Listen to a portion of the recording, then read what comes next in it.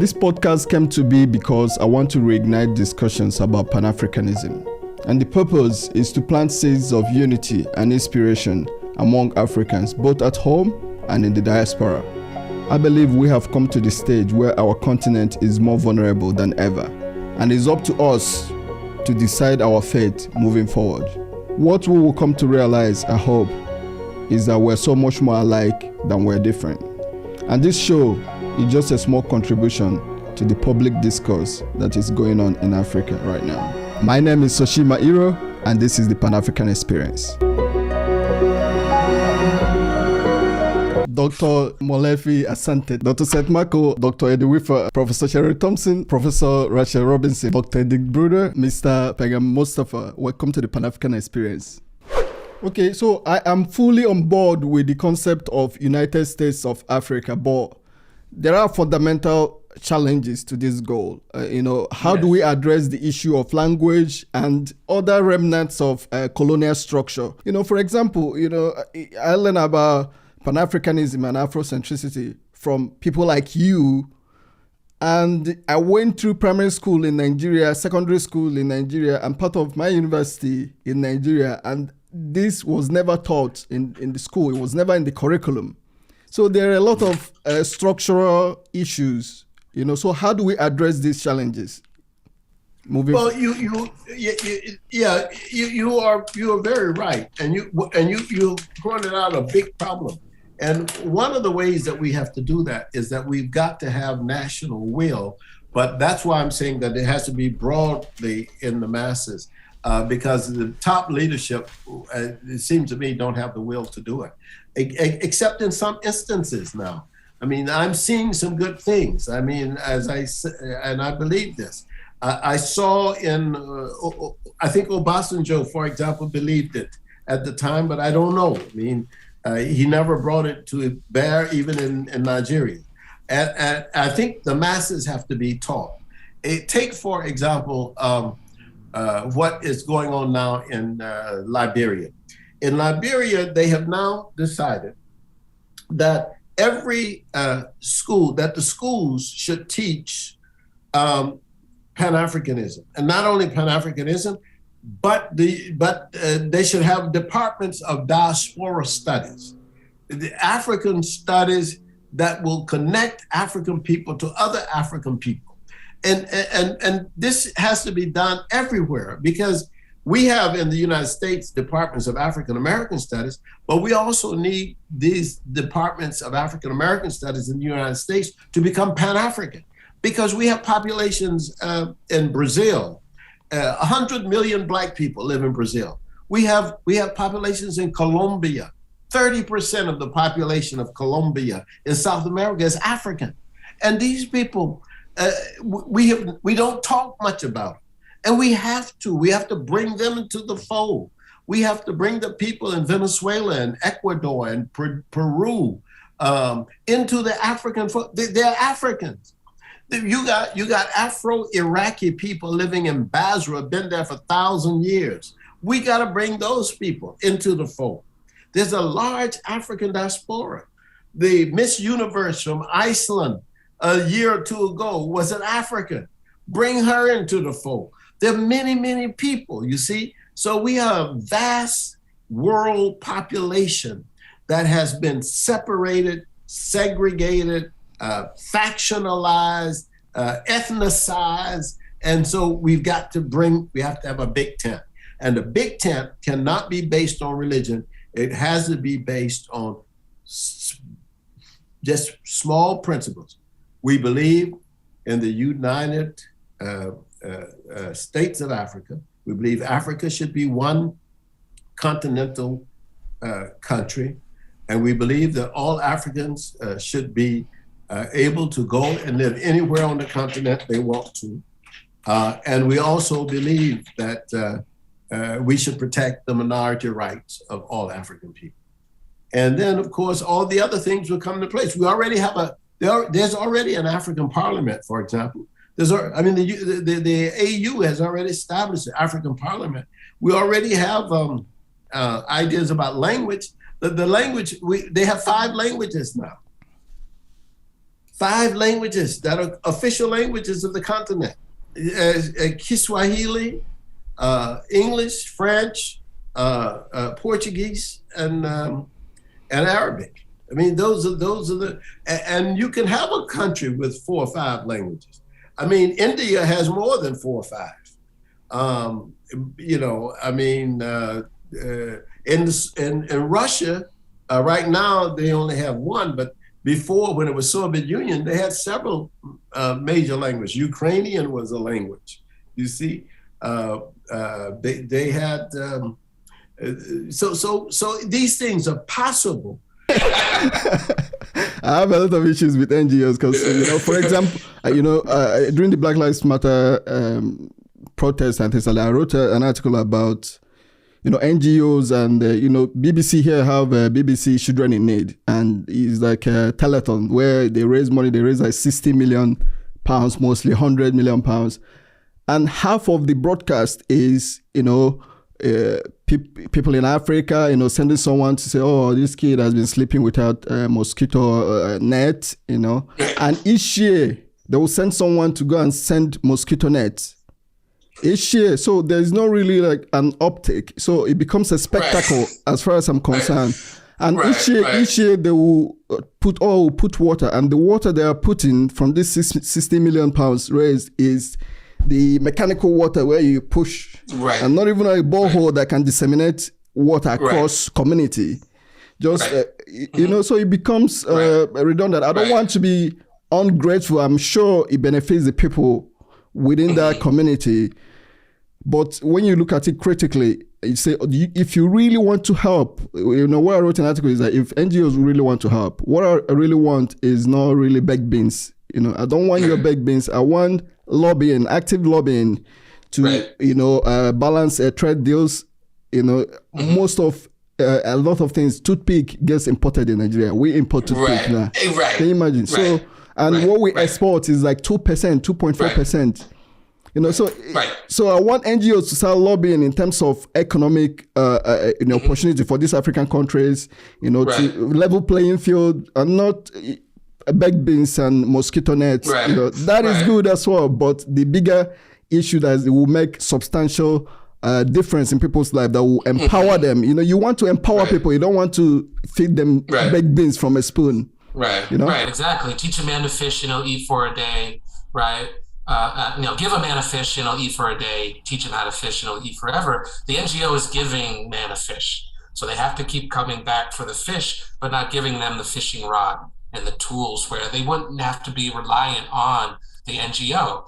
Their model should be, we want to go in and build capacity amongst the people and the technical skills and the training that we can leave and the people are empowered to build. That's the way I look at it. But no, they want to keep giving the fish, not teaching African people how to fish. It's bizarre. You could do a whole comedy set about it, you know, giving kids, you know, laptops in the rural villages without internet connection. Like, what is the point? You know, like, you know, these things like where there's just like, are you thinking, they're not thinking about the root of the problem and they're getting at something else. So it's a long list. And I think people are starting to question it more and more, at least in the last 10 years, because the movements that you're seeing, the pro-democracy movements that are emerging, aren't being generated from these NGOs, right?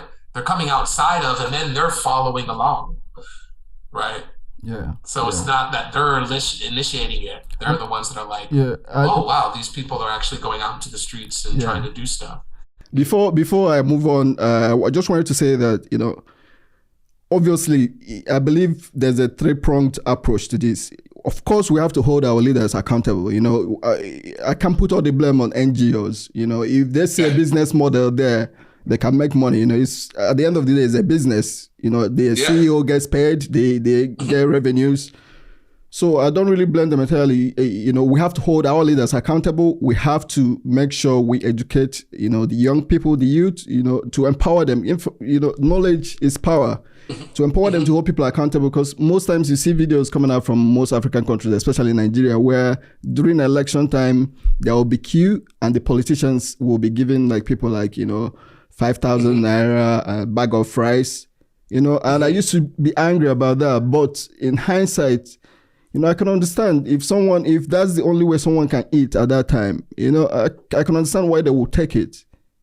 So that's part of the education to get to make that sacrifice. You talk about Martin Luther King or Malcolm X. Right. There are people that can make sacrifices, for overall good. But I agree. And the education is big. I think we have to rebuild up African institutions of higher learning. We can't just keep relying. You've heard the term brain drain, right? Yes. The African brain drain, right? Africa's best and brightest are all getting their education and their professional careers outside of Africa. Yes. And that's a shame, right? Thinking about all of that intellectual, social capital in the diaspora right now, if that was on the continent, education, I'm 100% agree with you on that one. Well, so, one of the courses that you teach is petroleum resource governance. And like every layman in Africa, including me, the question we always ask is, for example, in Nigeria, we have oil and gas, we have these resources. How come we don't have, there's always no petrol in the pumps? People are queuing all the time. There's black market for petrol. And the country is not really benefiting from these resources. I don't want to say Nigeria is poor, but I don't think it's living up to the full potential of, getting access to these resources. What can we attribute this to? I mean, there are a number of factors. So first, you're dealing with a supposedly mature oil and gas jurisdiction. And I'd like to distinguish a country like Nigeria that is, supposedly mature, I would say, Nigeria, Libya. Some of these countries fall into that category. They've been exploring for oil since, say, 1960s, all right?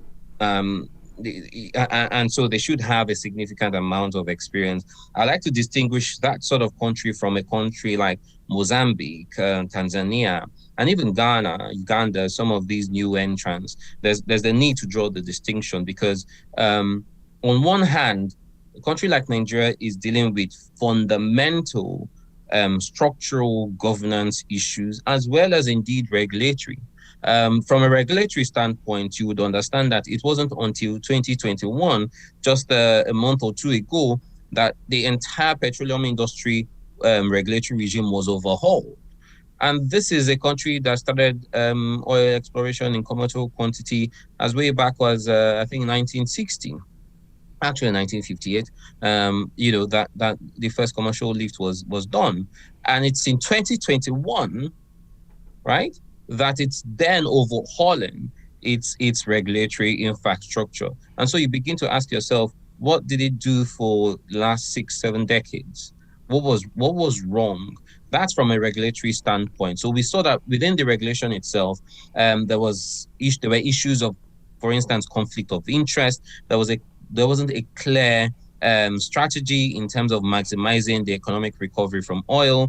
And then on a strong structural level, you then had those issues of, corruption, mismanagement of resources, and the lack of energy strategic planning. So there wasn't, a clear vision as to this is the resource, this is where we want to get to at XYZ. And so there was that lack of vision, lack of strategic planning.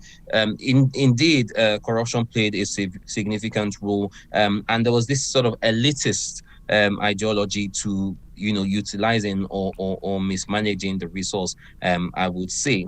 And so you distinguish that from a country like Uganda. And I've just published a book chapter with a colleague looking at how to predict some of the issues you've identified. I want to talk about Black beauty culture in general.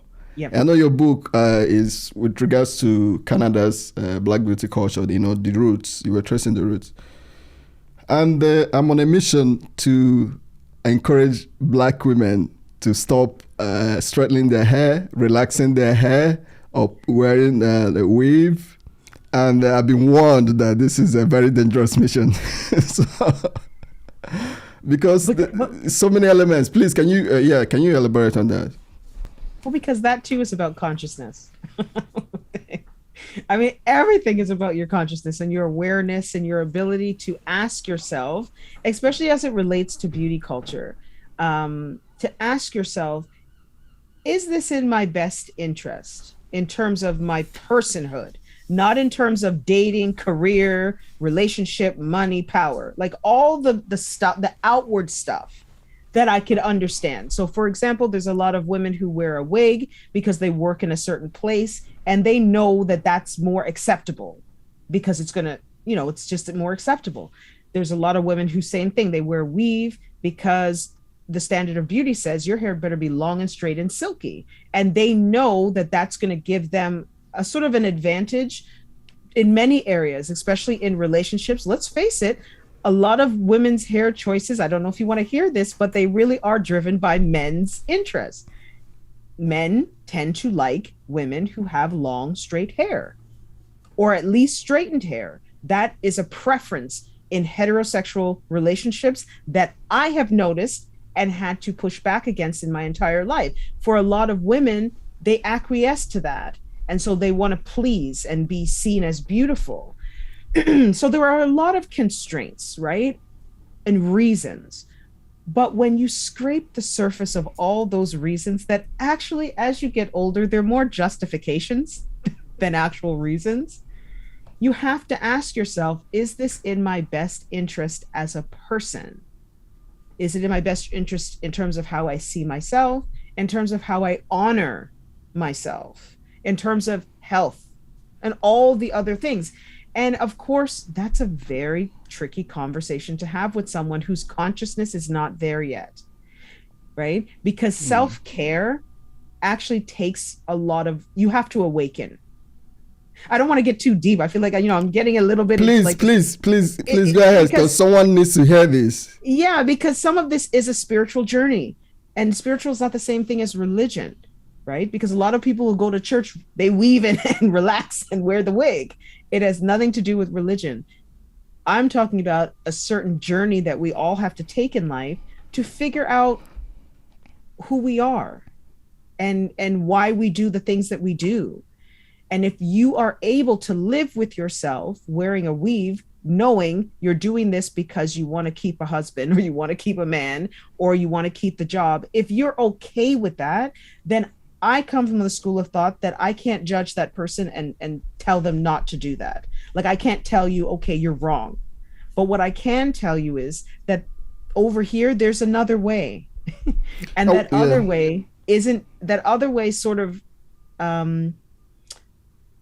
has nothing to do with outward, the external is what I'm saying to you. It has everything to do with the internal. I was wondering, you said that men like straight hair. I was thinking that's probably not the case for most people. Is that, like, factually speaking? I mean, I think because most things that women do, obviously this is coming from anecdote, right? Most things that women do, they think they're doing it for men, and men like that. But men, primarily speaking, are not really interested in, all the, whatever the spectacle, the extras that comes with it.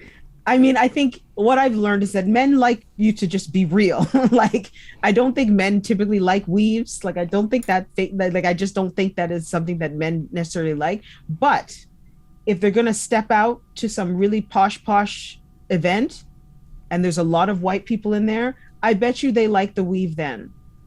They probably don't mind it in that case. But behind closed doors, maybe not so much. I think it's not to say that this is driven by men saying things overtly to women. I do think a lot of this is our perception of what men would find attractive, right? It's on us. It's like what we are thinking, because we're in a world, just like the CRT conversation, just like we're in a world dominated by white images, we're also in a world dominated by white aesthetics, straightened hair, thin nose, like all the stuff that you see. But the weird thing, in popular culture, increasingly you're seeing a lot of Black women body parts, right? Walking down the runway and you're like, okay, her lips look a lot bigger than they did last year, right? So everybody likes our parts and I'm thinking of Kim Kardashian ilk. They love the aesthetics of blackness. I don't know how they would want to be in black skin though. Like, I don't know if they want to absorb that, but they'll take the lips, they'll take the parts that they find attractive. Our fuller lips, our fuller derriere. Maybe they like the idea of, some of them really like our hair is always black typically. So they like really dye their hair like Kim Kardashian's hair is like midnight black. It's like, right. And I think, so there's things that they like, but the other stuff, they just leave that. I don't think Kim Kardashian's going to widen her nose anytime soon. Last year, a judge in Nigeria threw out a case of 47 men that was arrested in a hotel. I don't know if you're aware of this. Mm-hmm. And they say they're doing, and I quote, a gay initiation, end quote. So obviously the men said they were having a birthday party, but the case anyway was later dismissed because the prosecutors did not provide evidence, witnesses to the court. Right. So is this some of the scenarios that it feels like the homophobia that people are experiencing are mostly from the state or the institution and not necessarily from the public, so to speak? That's a good question. The Initiative for Equal Rights is one of the main Nigerian LGBT organizations, and they do an assessment of human rights violations that are reported to them every year. And it's a majority of them are perpetrated by the state, if I'm remembering the numbers exactly right, or representatives of the state, so the police and that type of thing. But a large number are perpetrated by members of the public, and that takes two forms. One form is blackmail and extortion. So, and this is one of the painful ironies. So for sexual and gender minority populations who are already subject to stigma and discrimination, it makes it hard to meet other people from those populations. Certainly for romantic partners, but even if you just want friendship and support and those types of things. So a lot of people use online platforms, which are wonderful because, they cut across geography, they can be reached at different times of day. But it means that people who are looking to basically to prey on sexual and gender minorities can go to those sites and, put in a fake message, say, come meet me at this hotel or meet me at this restaurant. And then when the community member arrives there, they'll be said, well, you pay me money now, or I'm going to tell your family that you're gay, or I'm going to call the police or something like that.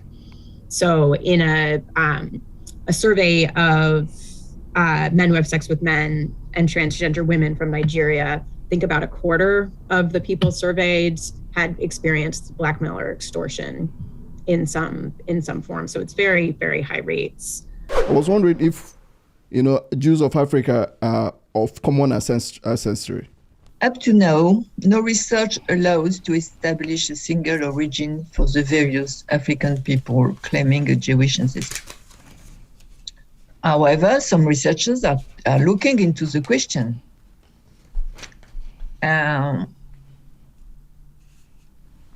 It's not possible to go into details, but I can tell you that there are some recent Western hypotheses supported by a professor of African history at the University of Beirut in Germany. His name is Dirk Lange.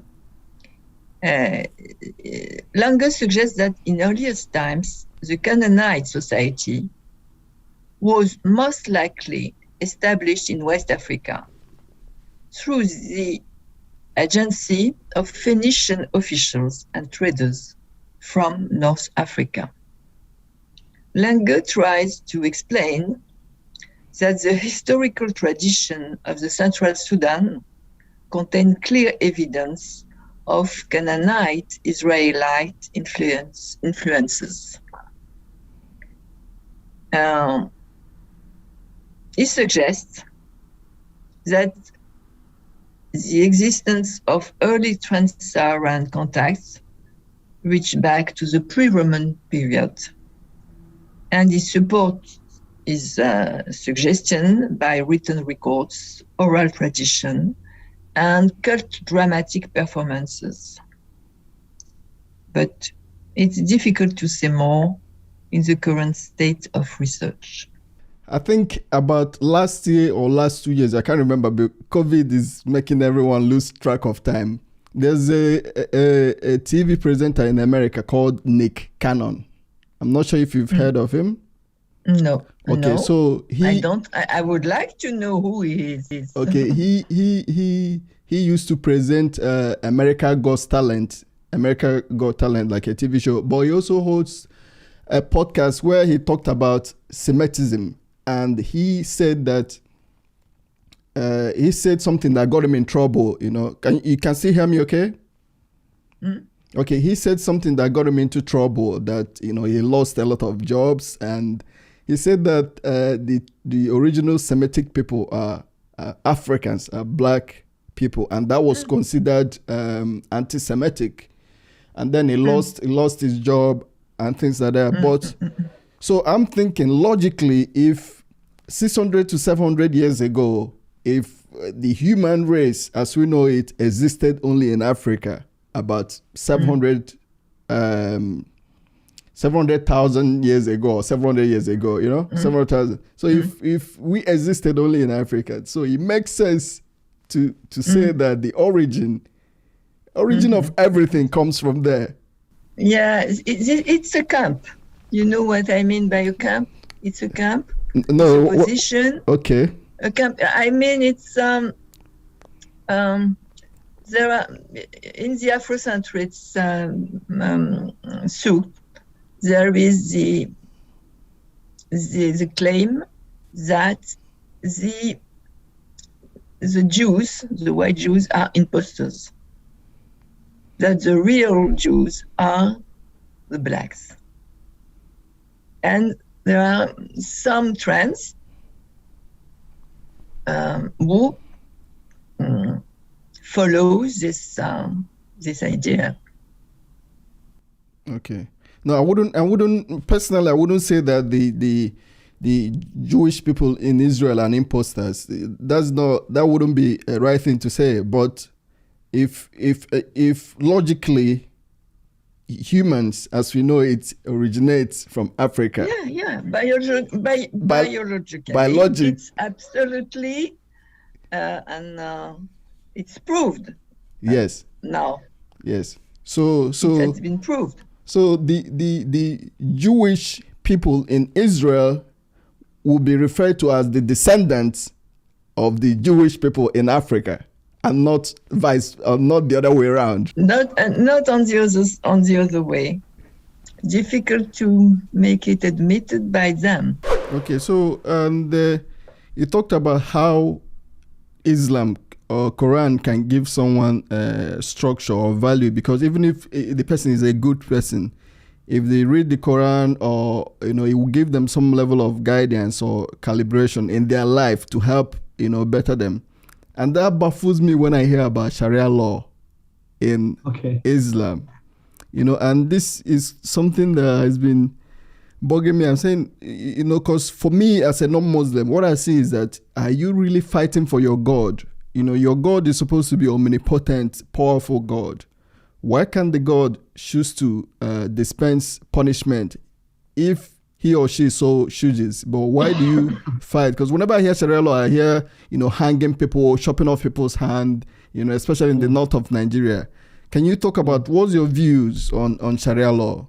In the Quran, there is no Sharia law, but in tradition, there is Sharia law. Okay. And these are the ones which are used by the priest to hand out the punishments that we're talking about earlier, for adultery, for theft, for other things like that as well.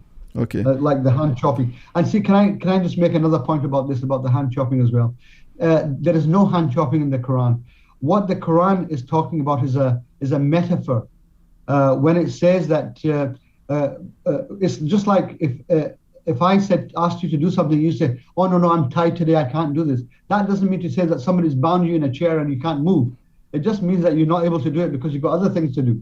So in the Quran, it's about the not severing of the hand, but the cutting of the resources of a person so that they don't have the ability to commit any crime. That's what it means. Wow. Not the chopping of the hand. that's been changed by the hadith into the chopping of the hands, not according to the Quran. So this is like the interpretation is very literal instead of the going deeper. Exactly, they've literally interpreted instead of the metaphor it uses. It's about saying that cut off the resources of this person. If a person is stealing, cut off their resources so they cannot do such harm.